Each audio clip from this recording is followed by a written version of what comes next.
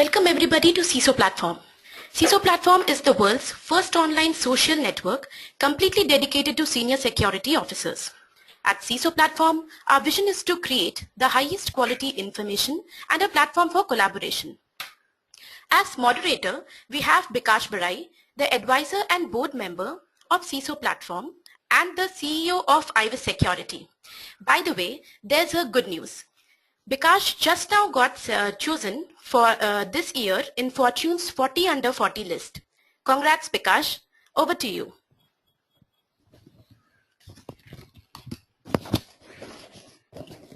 Thanks, Amrita.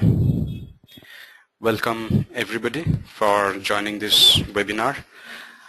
Today we got a very interesting topic as well as a very interesting speaker. So let me quickly introduce myself and then the speaker. So I am one of the co-founders of IVIS, which is into the domain of on-demand penetration testing. And as regards the speaker today, we got Sudeep Das. I know Sudeep for over 10 years from his early TCS days. In fact, he had been one of the early security experts in India with several certifications like CISA, CISSP, etc. Currently, Sudeep is leading the technology consulting at RSA.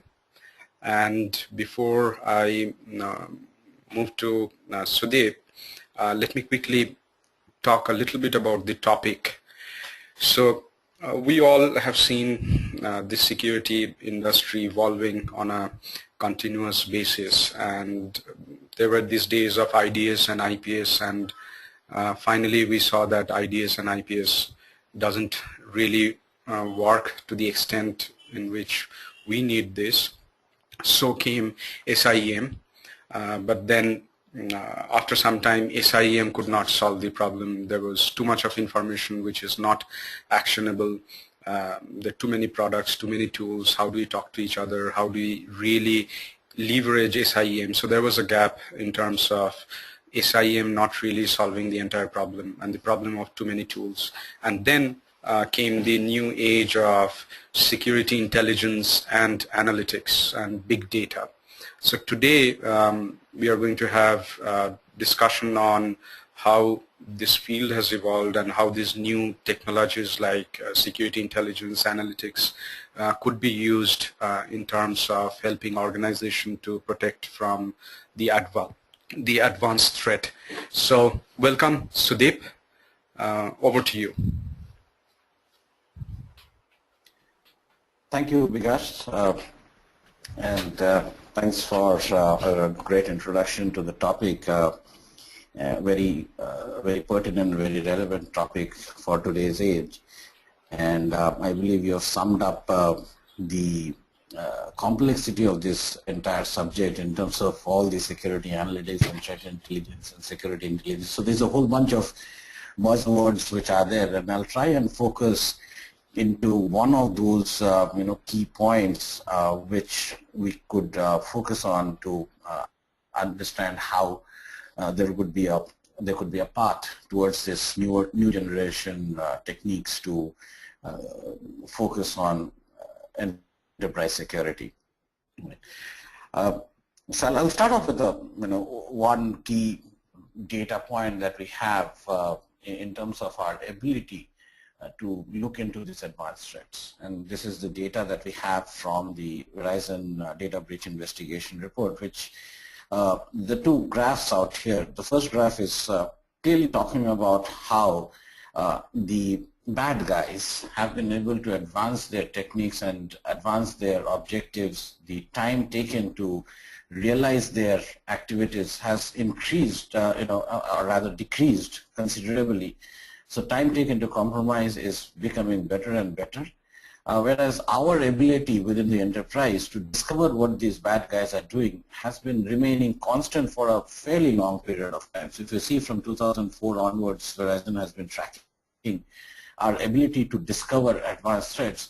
That's pretty much a flat line, whereas the line for the time to compromise, that's becoming shorter and shorter. So this clearly shows that there is a gap between what we are doing now and what the hackers are doing, and there is this gap which is increasing, which is of great concern, and that is what we are trying to try and see.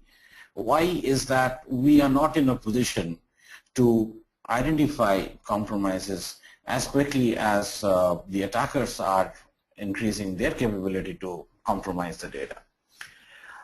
So to do that, I'll take a small example of one of the hacker tools that we have been hearing a lot. It really, there has been cases in the past within India as well, and from the data that we see in Search India, individuals are getting attacked by this. I mean, all this while we were seeing viruses which were attacking an enterprise and systems going down within an enterprise. Sorry. And ransomware is one of those category of tools which attacks a particular person, and then his machine gets locked out. Right? We've heard about this, and there have been pretty trivial ransomware which gets installed on the system, and then at the end of the pop of a machine saying that, well, if you pay me so and so money, then I'll go ahead and unlock the data, otherwise you can't use your system.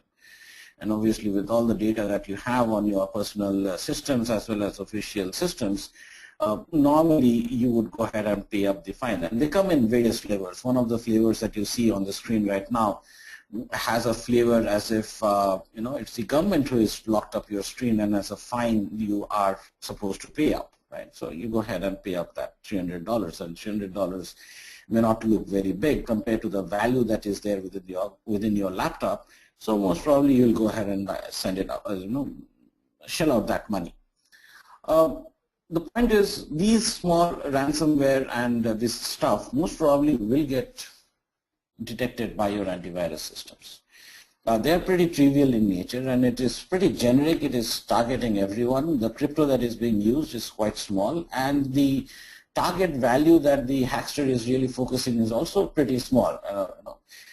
Just a typical example is of this particular thing, which was talking about 300 bitcoins, right?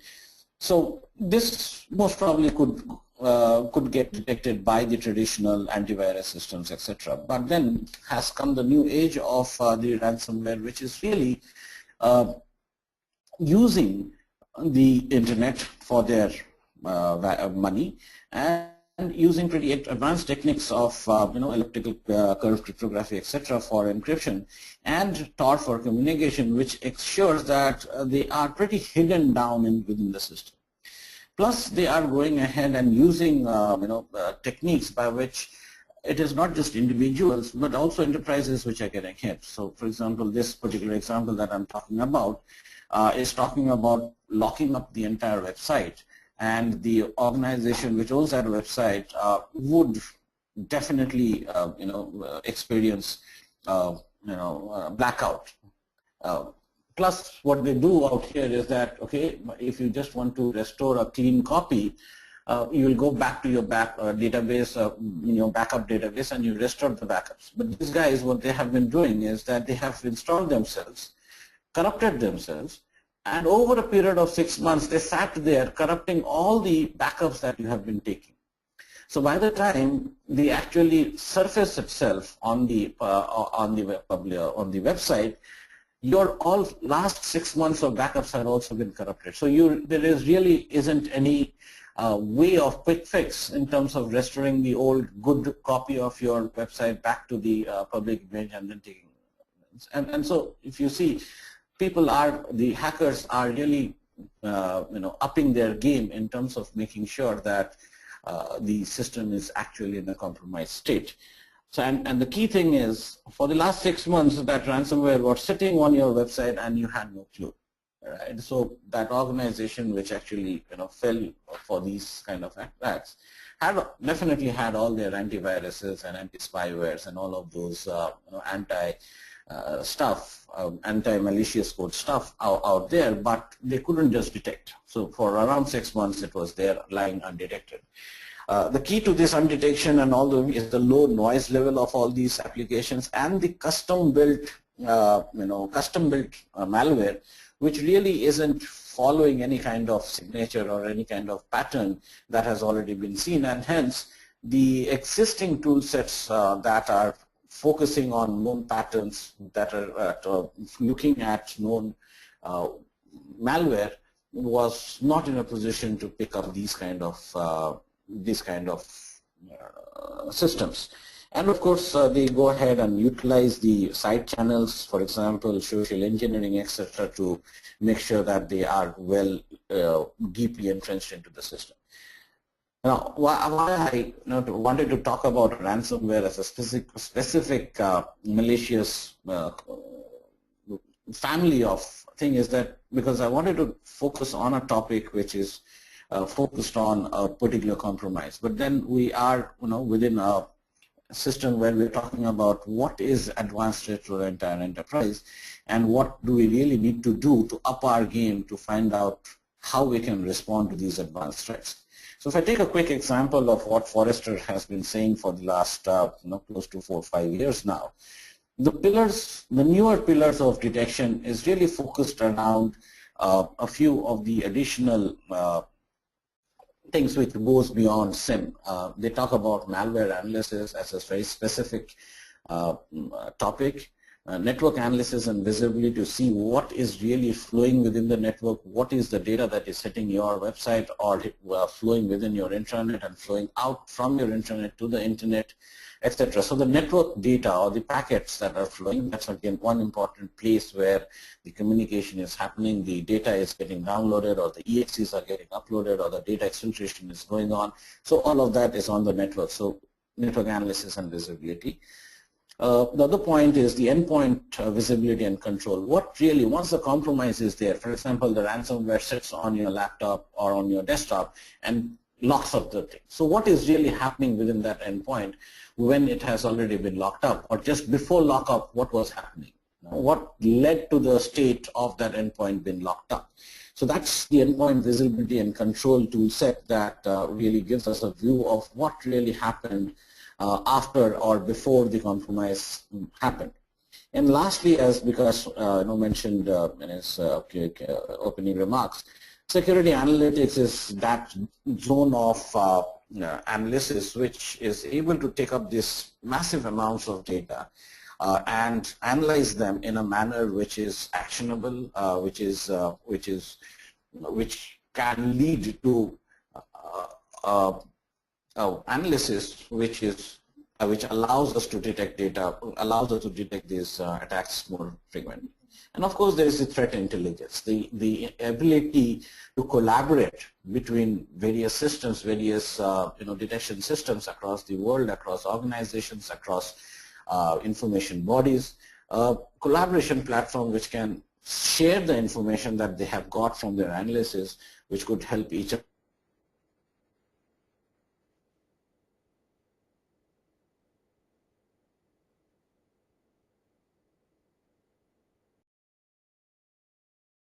malware which is not generic, malware which has not been picked up by the antivirus and the anti-spyware systems, those kind of malware, analyzing that particular malware to find out what exactly it is doing, seeing the channel on which the malware is actually flowing or coming into the organization or taking the data out and going out. So that's network analysis and visibility. The endpoint, which is the last mile of the compromise, and of course put all of these into a collaboration platform and into an analysis platform which can make sense out of all these data that one has collected and one is trying to make sense of. Right. So in this presentation, in the next 30 minutes, I would like to focus on what we really mean by this endpoint visibility and control. We always, the moment we talk about endpoint visibility, we end up stating, boss, I do have so many of these agents sitting on my system, and they promise me all the things that you are talking about. So what I'm trying to say, what I'm trying to focus on is that white space which is left behind by these antivirus systems and these anti-spyware systems. Primarily because most of these systems which are in place, which is doing the activities of virus detection or spyware detection, are still working a lot on signature. right? So I would say the attacks, if there are n number of different attacks that are happening on a system, at least 90 to 95% would be signature based. So the viruses are going ahead and catching those 95% of the attacks. You're preventing them from happening. And then there is that 5% which bypasses all your signature based stuff, which is a completely new, or rather we could say 0-day attack, for which we do not have any precedence, and hence that guy is not picked up. That is that white space, that 5% or 2% or 1% based upon which domain you are in. That is what we are trying to say, that these systems, this malware has come and compromised your system. And once this compromise has happened, that is the time I need a tool to make sure that I understand what this compromise is all about and identify those threats and mitigate those threats, right? So it is about a signature-less endpoint threat detection capability, which will have very, very detailed and granular visibility into the system, and make sure that I'm alerting in a real-time manner so that I can take action quickly and very precisely. So that 5% of those malware which got hidden, which didn't which was not caught up by those systems of antivirus and HIPS and all the rest of the endpoint-centric stuff, which at the end already got a compromise in place. Once a compromise in place, the visibility of what is really happening would allow me to. It's something like once the crime has already been committed, you go ahead with all your tool set and start analyzing and try finding out who is the culprit, how to get out of the system. Now, once to take the discussions forward in the later slides, I'll take that, okay, even though we are focusing on a state where I've already been compromised and now I'm cleaning up my act, the same methodology could also be focused on proactively finding out if I am in a state of compromise, if I am in one of those intermediate states before my full compromise has happened, right? So any compromise is not a single activity. It is a series of activities that are happening. And out of these series of activities, if I can pick up one point of time before the actual compromise has happened, I still would be in a better position than what I am today, where I'm completely blindsided as to what that 5% of malware is really doing within my organization. So the requirement is really to go beyond the endpoint security tools, which allow me to focus on things that has bypassed my security system. So that's the endpoint security capability that we are trying to talk about in this particular presentation. So it's signature-less, which means it's the white space beyond the virus systems. It's pretty deep in the sense whatever information that I really need, or I possibly could get out of the endpoint, all those information. Maybe not all of this information would be very useful for my analysis, but nevertheless I get complete visibility. Something like when I am going ahead into a crime scene, every bit of evidence I bag it up and paste it and put it up as an evidence. Not all of them are really going to help me in my analysis. Few of them are not going to help me, but I anyway pick up all the information just in case it might throw in some light to the actual crime.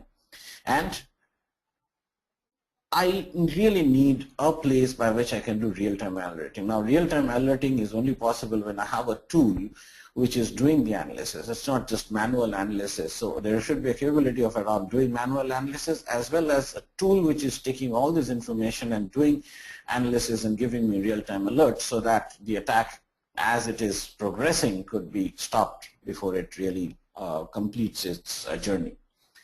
And of course, confirm the infections and tell me, apart from the alert, it also tells me what do I really do. And when there is an attack, most probably it is not one system that has got infected. Most probably there would be other places where the infection is. Can I go ahead and look into all those infected systems, and with precision, out of those thousands of desktops that are there within my organization, can I pick up those 25 desktops? Out of the hundreds of files within my laptop, can I pick up those 10 files which actually is taking part in the attack? So respond with precision and response with complete coverage. And so that's the requirement that we feel would really help us look into that white space left behind by the traditional tools. So if I take an example, what really is a very, very typical example of an attack that the ransomware most probably would have gone through. So a user gets an email, and that email has a malicious attachment. Once the email is opened, or he clicks on the email, the exe drops onto the system.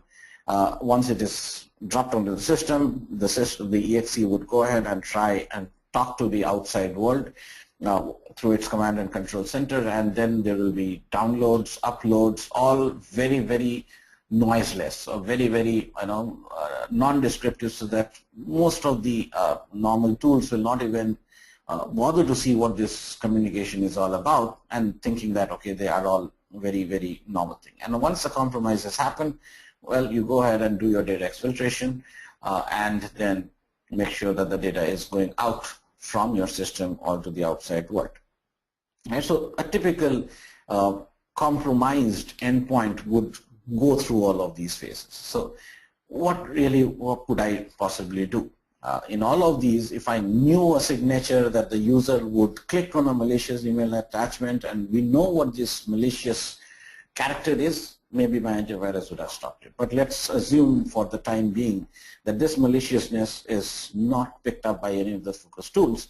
So what I would do is the new tool that I'm talking about, or the new capability that I'm talking about, is not really going to go ahead and say that this is malicious, but it would go ahead and look into every download that is happening on the email attachment and see if whatever activities are really happening, monitor those activities and see if there is any kind of deviation from a normal behavior of the user, and see if there is any reason that I should be suspecting something that is going on. It's something like I have a video camera on on a gate, and I see people going out and things, but I still keep on monitoring that, even though all those activities. And out of that monitoring, if I see something suspicious, it will trigger an alert for me. Right? So it's more of a video camera. It is not really stopping things. It's not really doing any kind of active blocking of emails getting downloaded, which is the task of those antivirus tools and anti-phishing tools.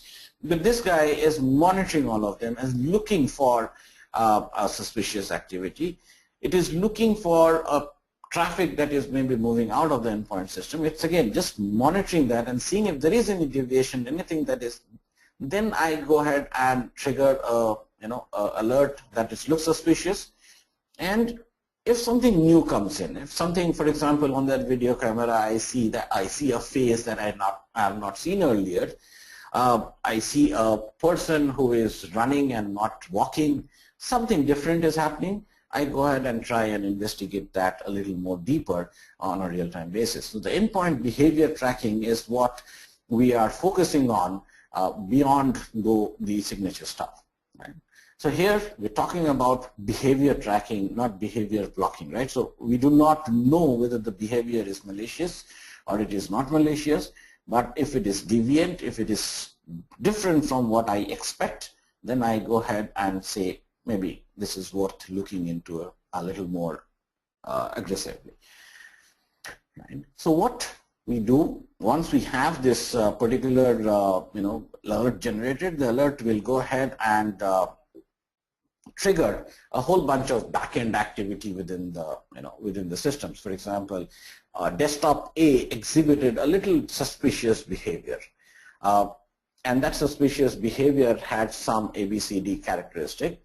But then the endpoint system, the files and the registries, etc., which is a similar copy of that, is there on desktop B or desktop C as well, even though they are not exhibiting the same behavior, but they look similar on the other guys. So which most probably means that the other desktop B or desktop C most probably are sleeping at this point of time, ready to exhibit those similar behavior, not exhibiting it right now. Right? So what we do is once we take this endpoint data back into the backend server, on the backend server we crunch that data to see if there are similarities that I can suspect on the other systems, so that yes, something is similar going on at these many machines, trigger an alert, and make sure that it is sent out to the administrator. Now this administrator or this analysis engine could be the bigger security analytics engine or the SIEM system, where that same data is correlated with other indicators that I might have seen on the network layer, on the audit trail layer, on the firewall, or any other places of interest, and make sure that it is correlated into a more comprehensive alert. But then what this allows me to do is the endpoint, which is the last mile of the compromise, I get a view of what is going on out there, and that potentially give me a early warning and make sure that I have good visibility of how I want to address that particular possible attack that is happening. Right? So just to, I talked about deep analysis or deep visibility. Now what is this deep visibility that we could possibly think about? So there are already endpoint forensic toolkits that are doing deep visibility in terms of the files. So what we're saying, we start off with what is that data that the endpoint is communicating with the outside world. What is the network traffic that is hitting the machine or traffic that is leaving the machine? Right? I'm sending out an email. I'm browsing a particular website, or I'm downloading the data from a particular website. Many of these traffic might be going through my proxy, where the proxy is also monitoring that same set of data.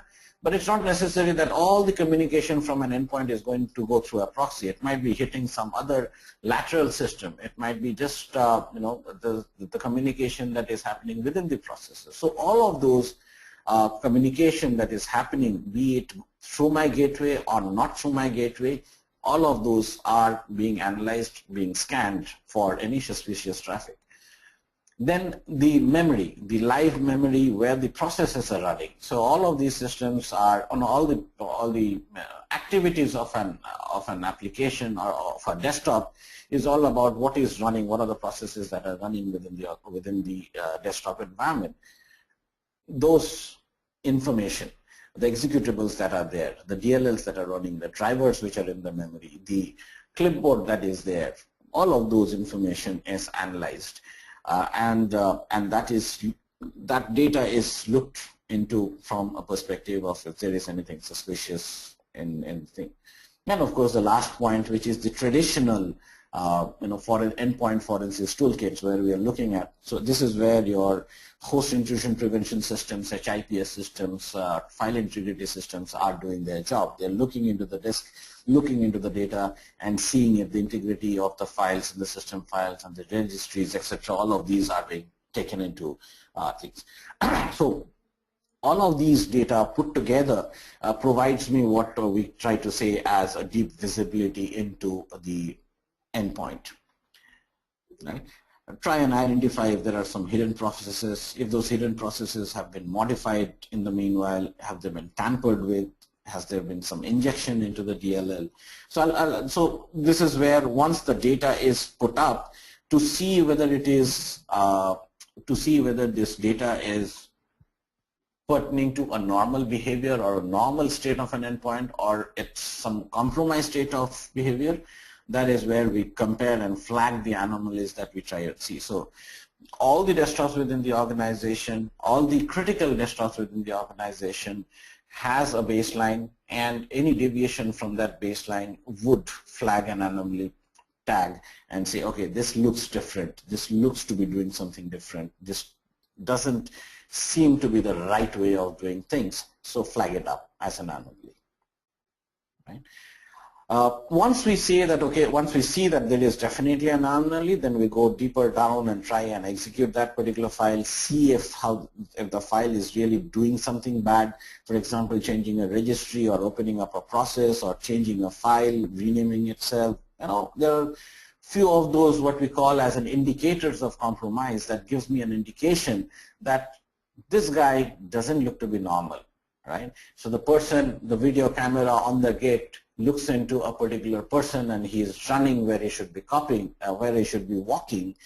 If he is running picking him up, do some more questioning on that person, try and find out why was he really running. It might be a genuine case, but then we still go ahead and interrogate that particular system and find out what is the real reason. And if that real reason says that yes, this guy seems to be something malicious, then we try and see that character of that, try and analyze if there are any other guy who shows similar exhibition. So it's may not be that the running was the after effect because of which I picked up, but then maybe the way he dressed is that dress similar to the other guys who I have seen earlier. They may not have been running, but they may be dressed similar, and hence they are part of the same team, something like that. So I need to just go ahead and find out which is the first machine or the first one which shows signs of a compromise, and then take that data up and try comparing that data with all the other ones which is there within the organization to see if there are similar characters, similar parameters that are being exhibited, and then I can pick those guys up as well. All right. So that's where we talk about finding out if there is something bad, and once it is bad, we push that data into a system which will go ahead and do its own analysis, which is deeper into the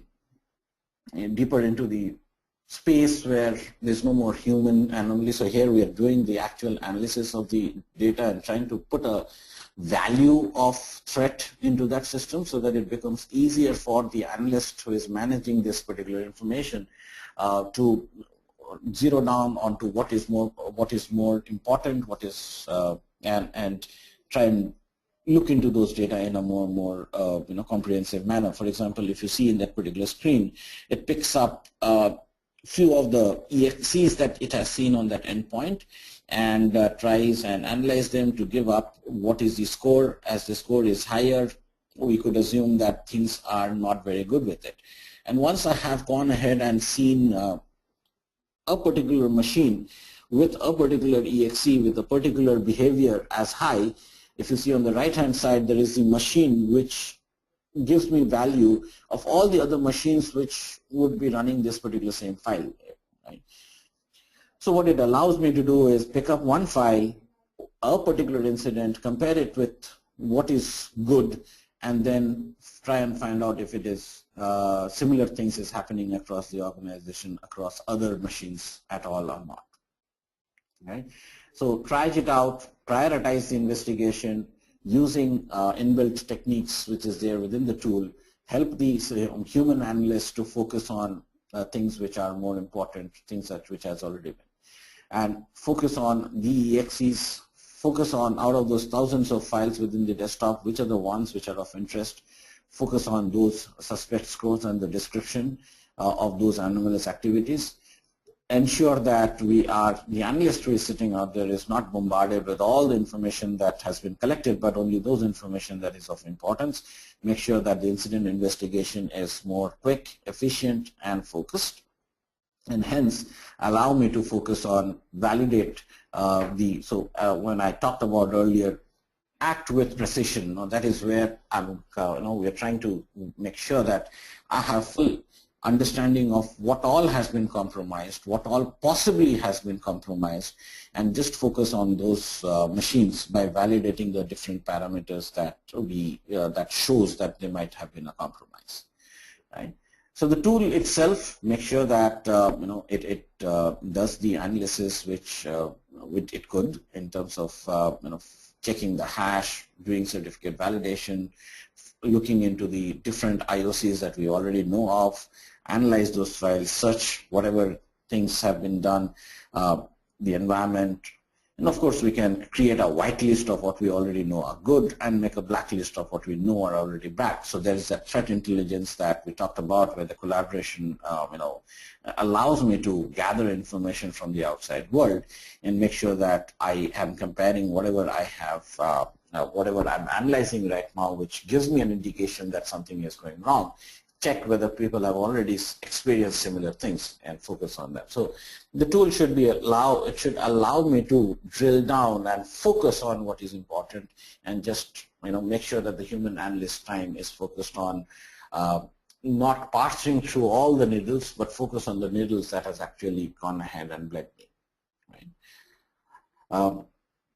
Respond with precision. So once once we have identified what all are the actual infected endpoints, find out what is the exact location, find out the exact nature of that particular infection, and then see if we can go ahead and clean those systems. Now, this cleaning activity is again something that that cannot be done by the antivirus system because they have not already seen that. So we have to create custom cleaning systems, and that too we are cleaning all the systems that are showing similar behavior, not just the system that has been identified as the infected system, but all the other systems that potentially could get compromised as we move.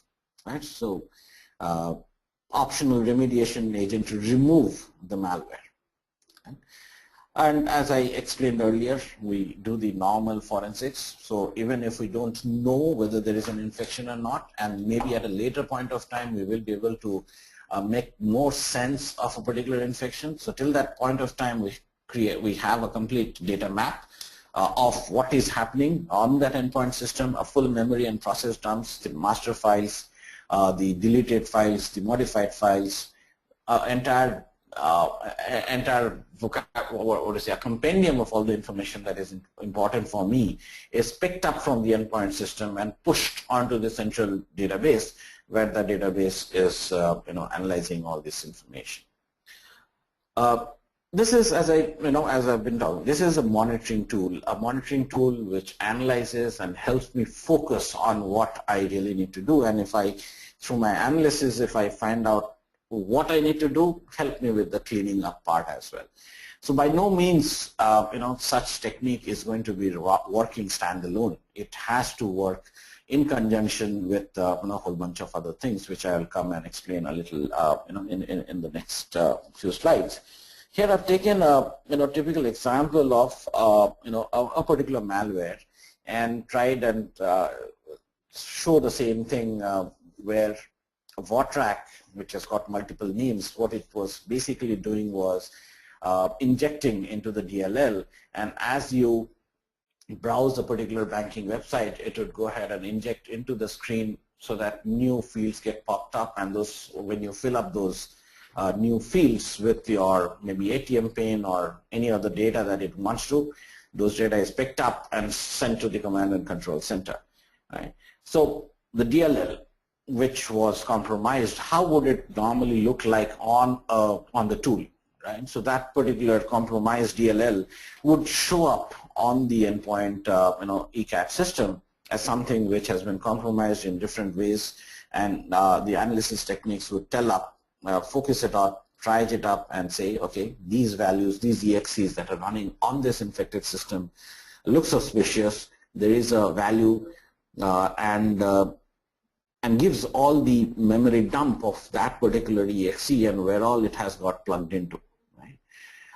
It looks into the floating code where the Vortrack has actually gone ahead and injected itself into so the analysis workspace allows the analyst to drill down into the data, see what all the threads it has created, do the necessary human analysis based upon the data that ECAT had picked up, which allows it to go ahead and confront and say, yes, this actually is a bad guy. I really need to go ahead and tackle this particular malware that has infected my machines. Right?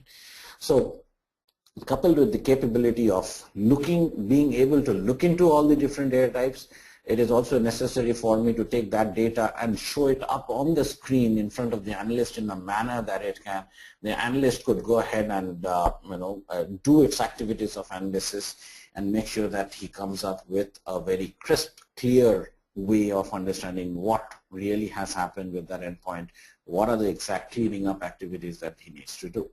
Right?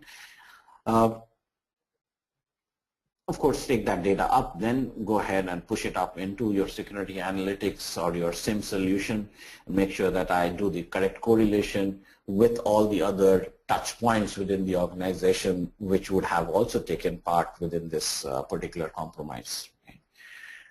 So that pretty much is what I intended to cover as part of my presentation, what I'll just talk about this a little later, or maybe I'll finish off my slides and then maybe we go ahead into the into the question answer session. So what we have from RSA perspective, this being a very new concept, there are very few players which are really looking into this particular aspect of endpoint monitoring. We have a scheme that we have recently launched in which we are encouraging organizations that would want to see how things work. We do have a trial process that, trial mechanism in which we could, what we are saying is that interested organizations could sign up for a trial, which is a 30-day trial with 50 agent or 50 desktop license, and they could see how visibility really means, what analysis really means, and how it can really help having the organization a very detailed view of their endpoints, and if at all those endpoints are exhibiting normal behavior or abnormal behavior. So if anybody feels that this makes sense, this would increase my capability to identify my state of security within the organization, I would encourage you to go ahead and contact us and maybe get into this trial process. The only thing within this trial process that we are talking about is that this is a self-help trial. So there would be minimal touch point with RSA. The tool itself should help you take you through all the activities. It's relatively simple, and I think that you should, if you feel interested, you should be able to run and get value out of this till yourself as well. Right, so that brings me to the end of my presentation. We can open up for discussions and because your comments. Sure, great. Sudeep, thanks a lot, and I would request all the participants, please just type in your questions. And Sudeep, we are still sharing your screen, so we can be at the thank you slide maybe. If any of you have any questions, kindly just type in the questions and we'll take it up. So Sudeep, I'll start with one of the questions which I had, that's related to both false positives and false negatives. So let's first start with the false positives part. So how effective are these current days? So this is like more evolved network and endpoint forensics combined. Is that right, if I sum it up in that way? Very true, because yes, I mean, we are focusing on the network characteristics of that endpoint as well as what is running within the endpoint. Yeah. So you kind of combine these two. So obviously that makes it more powerful and gives you more leverage. So in terms of the false positives, how are the current day technology geared up? What's the rate of false positives, and is it really possible to do auto remediation? Because one of the biggest challenge which we have, say with SIEM, we can't really run it in block mode is because of false positives, right? So how effective is the auto remediation, and how what's the false positive rate in current day technologies? So because very very relevant question in terms of the antivirus, and so if it is a positive and I have gone ahead and blocked it, which means I know about a signature. But this tools really is not talking about specific stuff that I already know of, which means the question of a false positive or false negative should really not be attached to this white space, which I know I do not know anything about. That we are targeting a space for which there is no known pattern, there is no known signature, and hence I'm talking about a probability. So when I'm talking about a probability, I'm giving an indication that it might be an attack, so the chances that it is a false positive would be very high. And chances that it is a false negative also is very high, and that is the reason why we go ahead and store that information as well, so that we can go back and see if I have missed out that attack, I still have capability to go ahead and analyze them. Right? So even though we do need to measure our capabilities and we need to measure our effectiveness through measurements like false positives and false negatives, in this particular space in which we are trying to talk about, I would say we are more focused on an indicator of compromise rather than whether I have stopped an attack. And hence, answering your question that how good auto-remediation might be, I say there is no place of auto-remediation for this particular space. The moment there is an auto-remediation, which means I know a particular pattern, and hence it goes out of this white space which you are trying to focus on. Right? So auto-remediation of that first machine will never happen. But if that first machine has been confirmed as an attack, then auto-remediation of the second and the third and the fifth will definitely happen. So it's that first one which will never be an auto-remediation. It will always have false positives, it will always have false negatives. But then once we have analyzed and zeroed down on a particular attack or a hack, which we confirm based upon our analysis, then the rest of them will be our auto-remediation.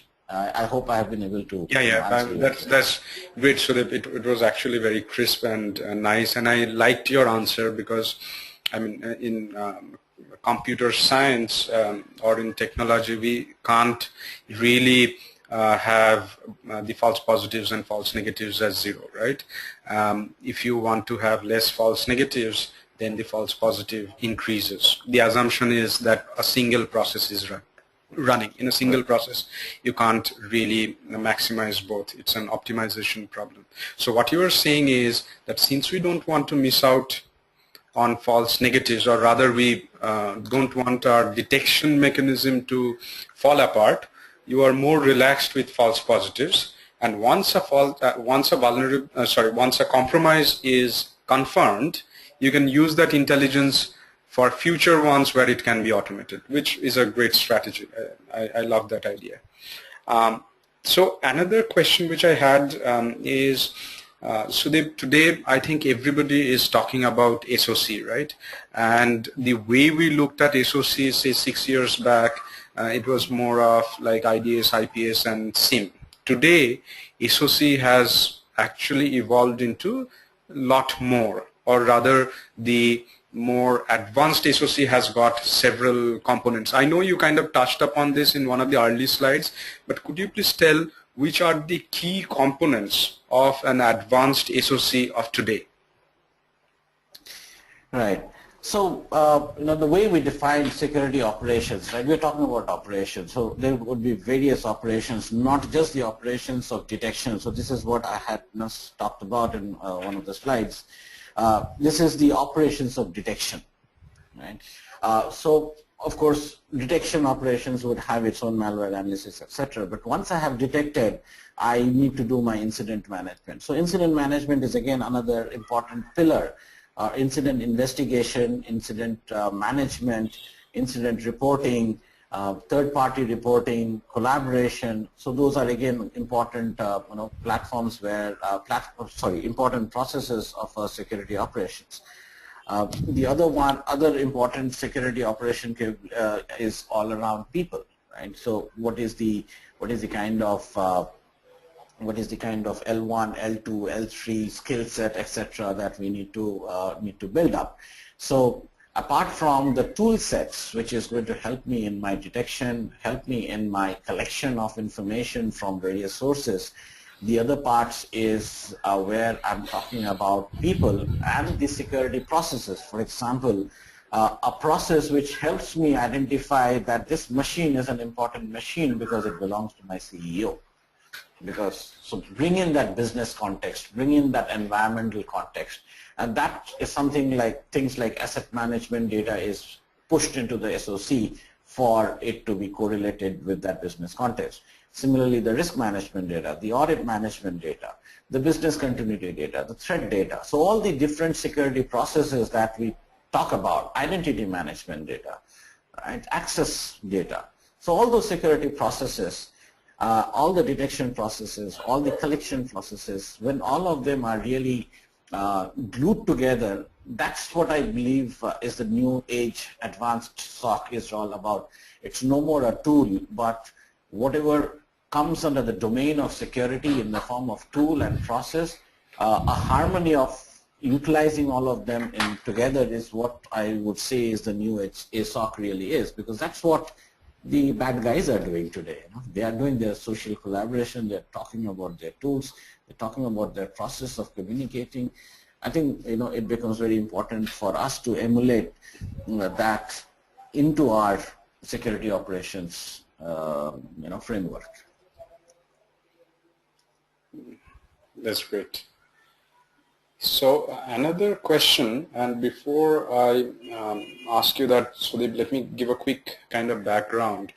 At CISO platform, currently one of the major focus is how to provide with tools, and I mean not the technology tools like what you provide, but like decision tools, which would be in form of frameworks, in form of checklists. So now, how can we provide tools for CISOs so that they can effectively kind of perform their key responsibilities? So that's a very vast area. So this year we focused on a few stuff. So one is we are doing this exercise of CPI, which is CISO Platform Index, which is the community-based rating for security products. So that's one. And probably at the end of this you will receive, I mean all the persons who are part of the webinar, you will receive a link to rate some products which you have used. It will be great if you rate a product, because that's something which we need as an industry. The analyst viewpoint is very important. We have that, but we also need to know the user viewpoint. So that's one. The second thing which we are doing, and we are going to present a set of around 10 or 12 product or technology evaluation frameworks. And during the Decision Summit, which is going to happen along with Top 100 CISO Awards, we are going to release these 12 frameworks. So basically every time a CISO is going for a RFP, they have to kind of create the RFP requirements, talk to their peers, vendors, etc. So we are trying to help in shorten that time cycle. So we are creating the framework where we have the technology evaluation criteria, and that will help the CISOs or security professionals to start somewhere and save maybe a few weeks of time, and they can build things on top of that. So in the context of this evaluation criteria, in the context specifically of, let's consider the network forensics or forensics tool, what do you consider should be the top few elements for evaluating a new technology or a product? Right. Well, from if you the design based upon which RSA really has been talking about is 3 different areas of evaluation for a SOC to be focused on. That's 3 are there. How good am I in increasing my visibility into the system? Right. So this one was the visibility that I talked about, the endpoint visibility. Similarly, network visibility could be in the form of all the traffic, TCP traffic, or maybe SCADA traffic, or maybe ICMP traffic, or just a whole bunch of these different kind of traffic. Am I really looking into all the different kind of traffic, all the different application protocols, all the different layer 2 till layer 7 protocols, and making sense out of it?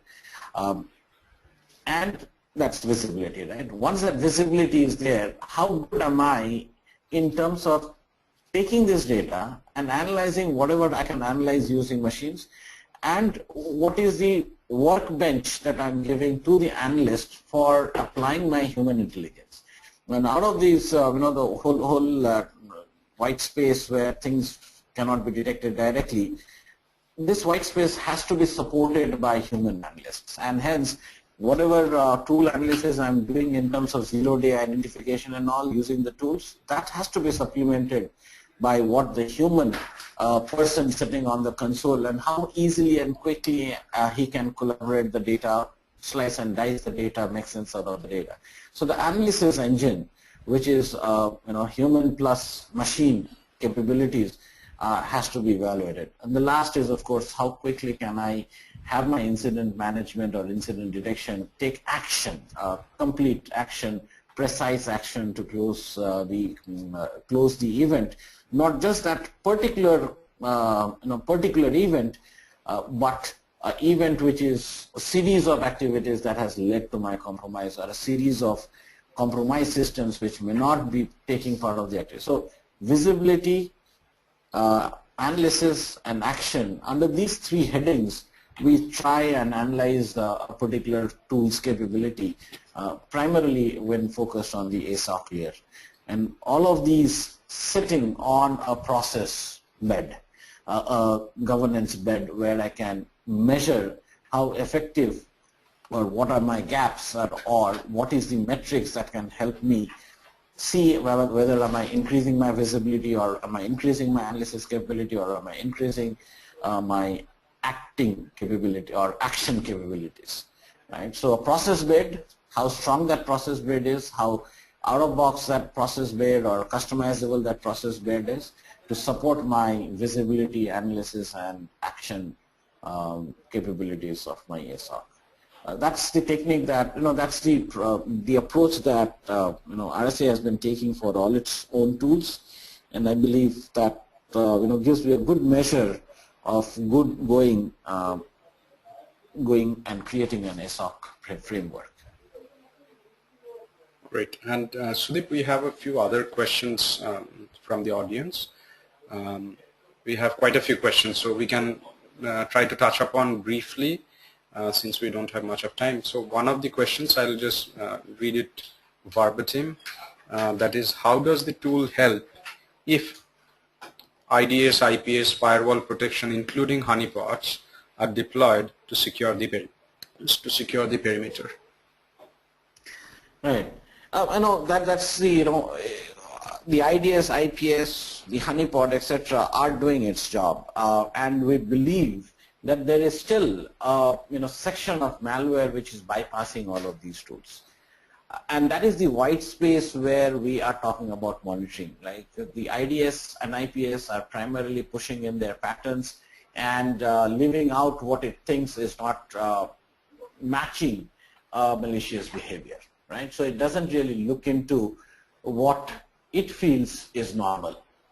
That's the white space in which we want to go ahead and analyze and see if something still has bypassed all of these controls, and then which we need to further analyze, right? So this is a tool which we could say that whatever the perimeter security tools have closed, that is 95% of the attacks they have already stopped. It is that 5% that would bypass the systems will come into this pit where it is not leaving out anything. It is not saying, so such kind of tools are not saying that this is bad or this is not bad, right? So it is not leaving out anything. If there was no IDS and IPS and this was the only tool in place, this guy would have got completely overwhelmed with all the different indicators of compromise, and it would have worked. So this is assuming that you would have an IDS or a firewall, all of these completely cancelling out most of the known attacks, and this works on the unknown attacks or the unknown cases. So it's not removing, or it is not, such kind of tools are not going to, such kind of tools will not work if I really don't have a good IDS or an IPS in place. That's what I feel. Yeah, so it works in conjunction with the IDS and IPS. And another question which we have got is, how is this different from ArcSight's SIEM solution with log correlation technology? Right, so if you see, this guy will feed into ArcSight, right? So this guy is not looking into the logs. This is looking into the maybe the services.exe process which has got compromised from an endpoint. That is not going to. So if a services.exe or a winlogon.exe is compromised on an endpoint, that is not going to generate any audit trail. And hence ArcSight would be completely blind to a compromise that has happened at the exe layer, or maybe a file has got modified and no audit trail, and if there is no audit trail, SIM solutions would not know about it. So this tool is going to make sure that it identifies those activities for which there are no audit trails at the endpoint layer, and then feed that information, feed the analysis as an alert into the SIM tool, and then the SIM tool can take this as as an input and correlate with other information by itself, and then make its capability stronger. So this tool is primarily to make sure that at the SIM layer or at the security analytics layer, it has more visibility to work with.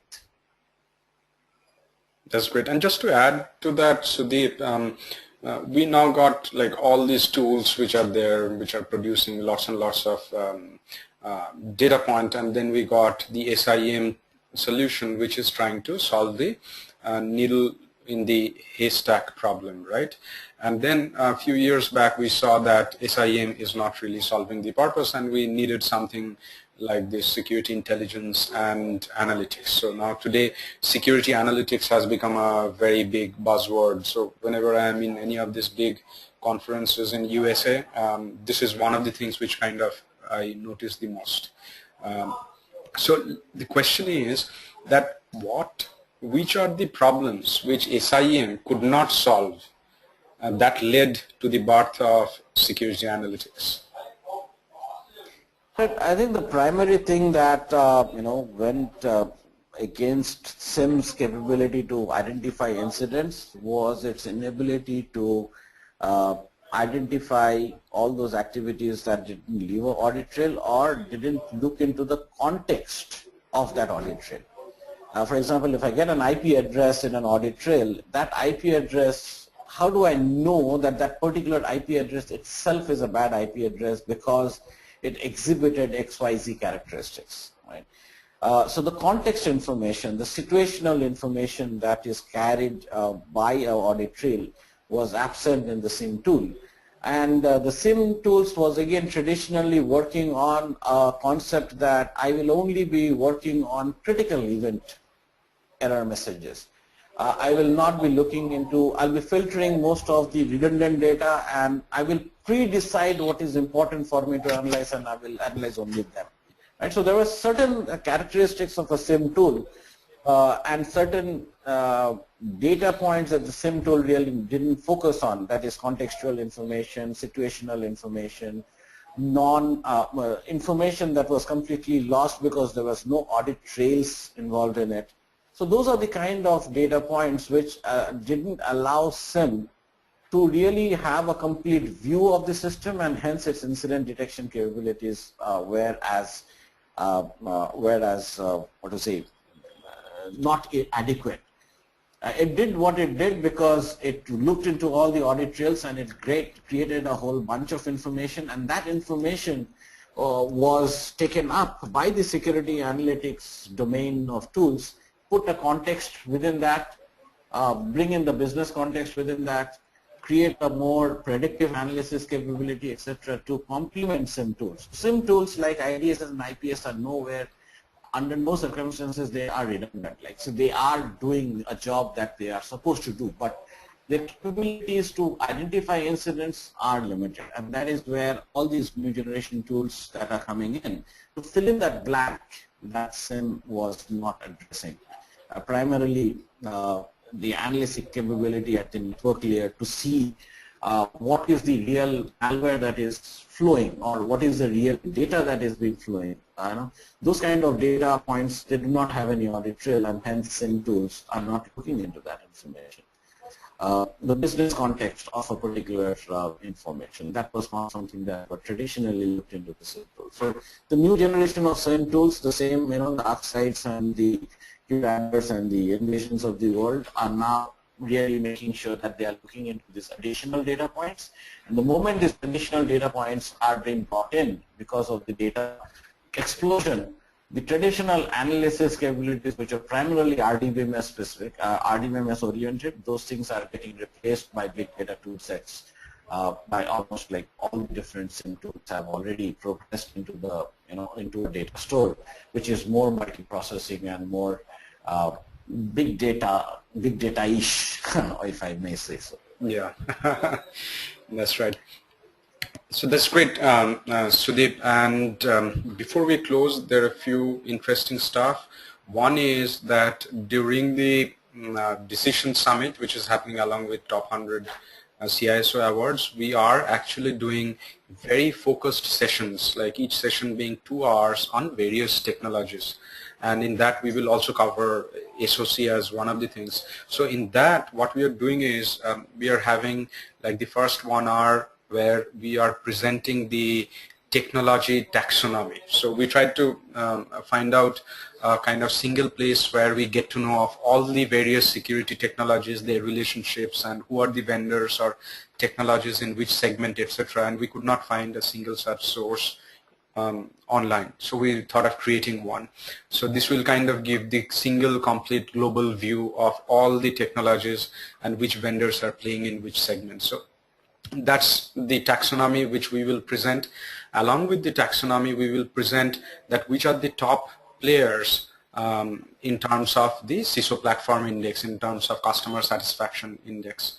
So one is getting the overall view, second is getting the view in terms of customer satisfaction, and the third is we are going to present for each of this technology what should be the evaluation criteria. So like for SIEM, for DLP, for mobile security, etc., there will be separate sessions. And along with that, this year, so every year we started seeing that this top 100 awards number of applications started going up. So last year, we could not say like last year we faced this problem. We could not really discard certain people from that list, from the data which we got. So we increased certain number of awards, etc. So this year, again, the number of applications went up. So we thought it's not possible to do that. We just need to make the selection process harder and make it more where we go in depth and not just figure things out from the nomination document. So this year we are actually going to have all the 100 CISOs or more presenting their key experience from what they did last year. So based on their presentation, we are going to choose the kind of final winner. So it's in a way, this is a great thing. So in one way, the award process is becoming a lot more difficult this year.